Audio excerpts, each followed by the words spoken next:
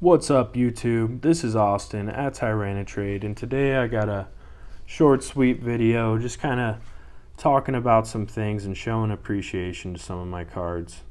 And the reason I want to show some appreciation to these is because I might be selling them. I'm thinking about putting them up for auction at Z&G, which I think is a good move right now because a card like this just sold for 20 grand, which is absolutely incredible, unheard of.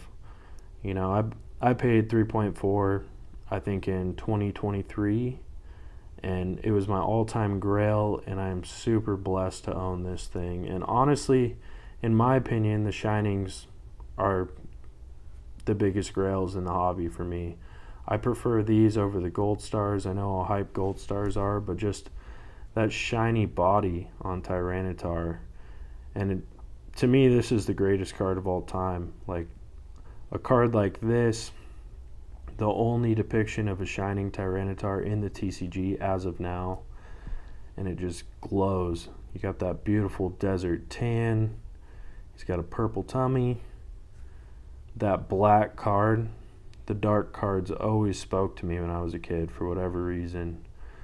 So this copy is insanely clean, and I just wanted to highlight, some of this for my YouTube channel before it possibly leaves my collection forever. And honestly, at this point, if I do sell it, I don't think I'll ever own another one of these again. And along with this Tyranitar, I actually noticed something in one of the recent PSA magazines. So this anime is awesome, by the way. One of the best American animes ever made. To me, it's better than Avatar: The Last Airbender. They absolutely murder each other in the anime. But there was a page that stood out to me. I wanted to highlight it. Bam, right there. So pause the video if you want to read this. I know not everyone gets a PSA magazine, but super awesome to see Shining Tyranitar getting love from PSA, and something, he's been getting a lot of hype lately. Record sales all the time. He was in a Wall Street article, like front and center. That probably got more publicity than the magazine did, but it's just awesome to see a card like this getting as much attention as it has, and I just wanted to highlight that and show my appreciation to own this. And after that, we've got some reverse holos, and this card right here has worked its way up into a top spot for me, probably top 3 easy. It's got an Arita artwork. This is from Delta Species, obviously, but it's depicting Tyranitar in a Holon research laboratory, which I think is super cool. There's a lot of lore in Holon research or Holon Phantoms. It's like its own country in the Pokemon world, but there's no games on it, and all the lore is based around the TCG, which I think is really cool. And I don't know if I said it yet, but this is an artwork by Arita, one of the goats of Pokemon artwork. And I actually really like how it depicts him from the back view. Something you don't get to see that often. Get a nice view of all the spikes on his back and the little black divots in the middle and a little bit of blue. I don't even know. But just super cool. He looks super fierce, like he's ready to tail whip you or something. He's going to rock smash you, destroy this research laboratory, whatever he's going to do. But the whole concept behind Delta Species and Holon research and all that is super intriguing to me. And these reverse holos are just blowing up, so it's something I'm really considering selling.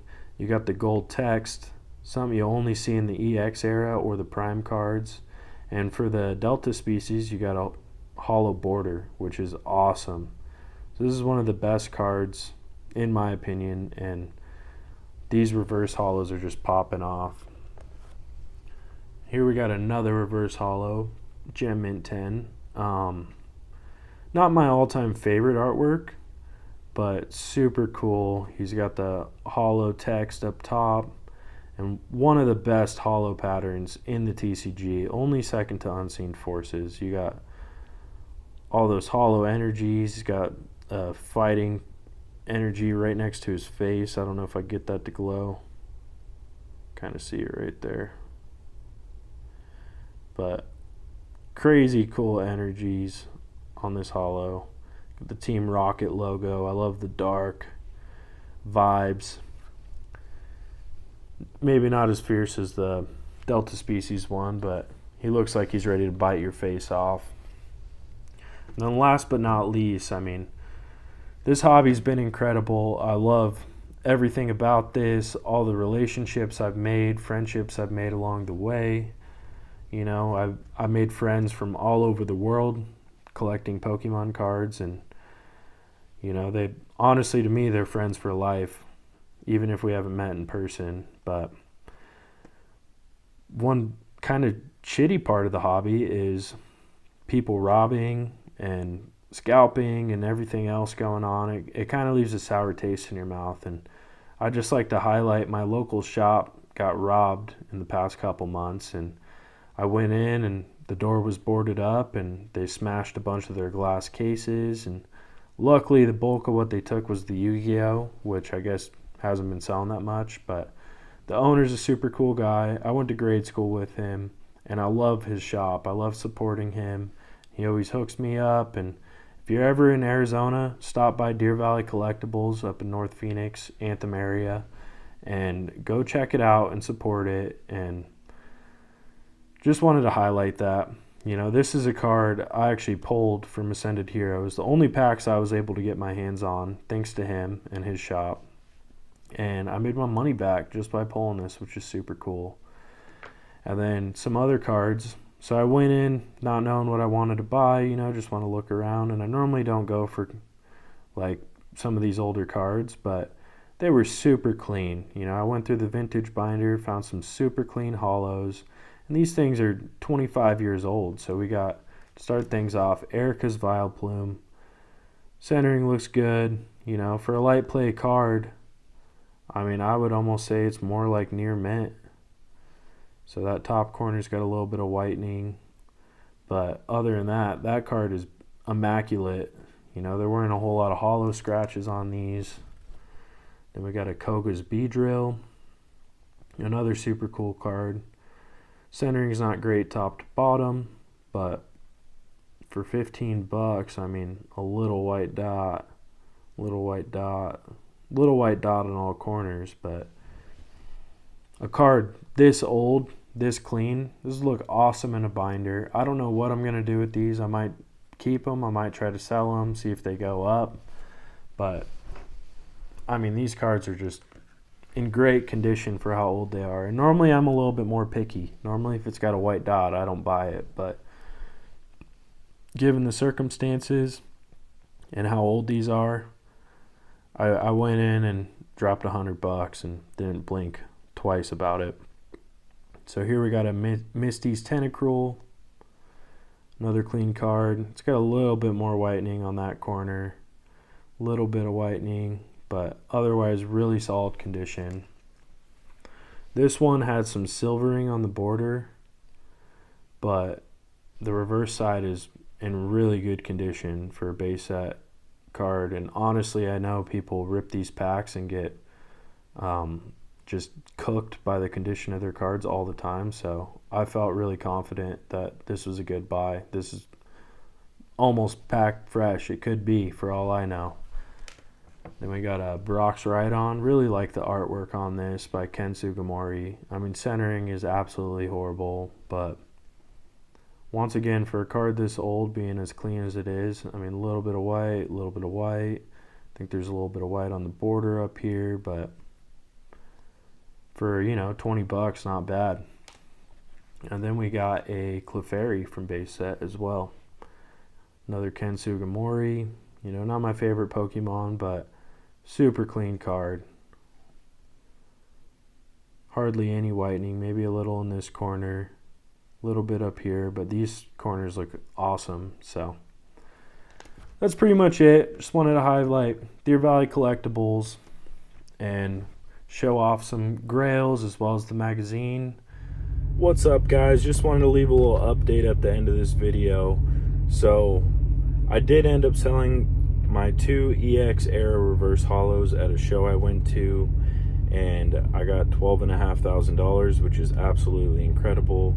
I didn't necessarily buy the cards to flip them or anything like that, and I never expected them to get to this price, but the money was good. I'm in the middle of building a house right now, so everything kind of helps. And on top of that, I did end up vending a couple shows over the past few weekends, and I did pretty good. So it's something I want to try to do, maybe make some content around it. And I'd also like to apologize to any of my reoccurring viewers that I haven't done what I said. I haven't been making a lot of videos. I haven't been posting them up on YouTube. And so I have a few lined up. I'd like to get out there, and then I've got some ideas for more videos going forward, as well as I'd like to do some more shows. So we'll see where this takes me. You know, I'm kind of just putting myself out there, seeing what I can do with it. But anyways, as you can see, I'm not in my normal my normal everyday attire. This is what I do for a living. I drive trucks up here in Alaska, the home away from home. So right now we are stuck on the ice road. There's a bunch of trucks and we're waiting for a drill rig to move. So figured I'd edit some videos and maybe get some posted soon. So thanks for watching. Once again, please like, subscribe, comment down below if you enjoyed the video, that is. This has been Austin at Tyranitrade, signing off.